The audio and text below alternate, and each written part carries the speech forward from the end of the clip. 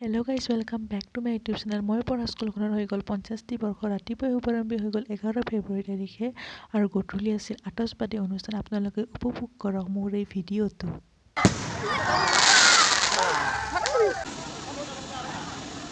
সোণালী জয়ন্তীৰ দ্বিতীয়টো দিন 12 ফেব্ৰুৱাৰী ৰাতিপুৱাই স্কুললৈ গ'লোঁ। প্ৰাক্তন ছাত্ৰীৰ অকণমান শুভাৰম্ভণি আছিল। তাৰপিছত তাতেই আমি দিনটো পাৰ কৰিলোঁ। অলপমান আমাক সম্বৰ্ধনাও জনালে, তাতে ভাত পানী খালোঁ। তাৰপিছত এনজয় কৰিলোঁ আমাৰ খেলা ধূলাবোৰ। আপোনালোকেও চাওক ভিডিঅ'টোত।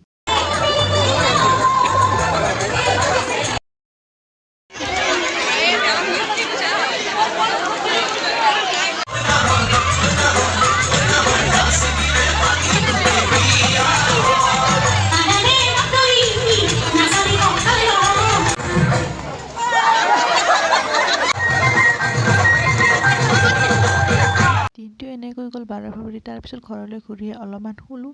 তাৰপিছত গধূলি যাবৰে হ'ল। গধূলি গ'লোঁ তাত। আপোনালোকেও চাওক, গধূলি বহুত কিবা কিবি ফাংচন হৈছিল তাত আৰু বৰষুণ আহিলে বহুত হাৰাশাস্তি কৰিলে। চাওক ভিডিঅ'টো।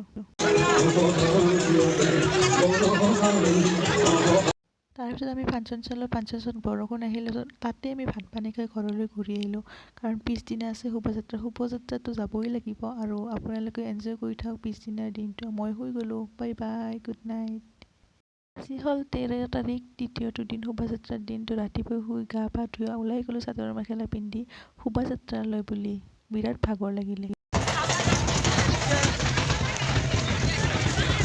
আৰু এটা কথা ক'বলৈ পাহৰি গৈছিলোঁ, শোভাযাত্ৰাত নয়ন নিলিমডাল আহিছিল। তো নয়ন নিলিমডালৰ লগত ফটো উঠিলোঁ, তাতে বহিলোঁ, ভাত পানী খালোঁ।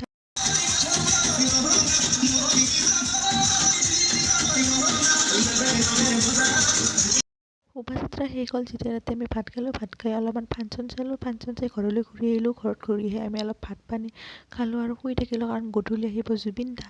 জুবিন দা চাবলৈ সকলোৱে আগ্ৰহেৰে ৰৈ আছে, কিন্তু আমাৰ মাইনাজনী শুই থাকিলে। ফাইনেলি জুবিন দা আহি গ'ল। আমি উপভোগ কৰোঁ জুবিন দাৰ গানবোৰ। এইখিনি আছিল আজিৰ ভিডিঅ'টো। নেক্সট ভিডিঅ'ত লগ পাম। বাই। তুমি যেন পপীয়া তৰা আকাশৰ বুৱতিলৈ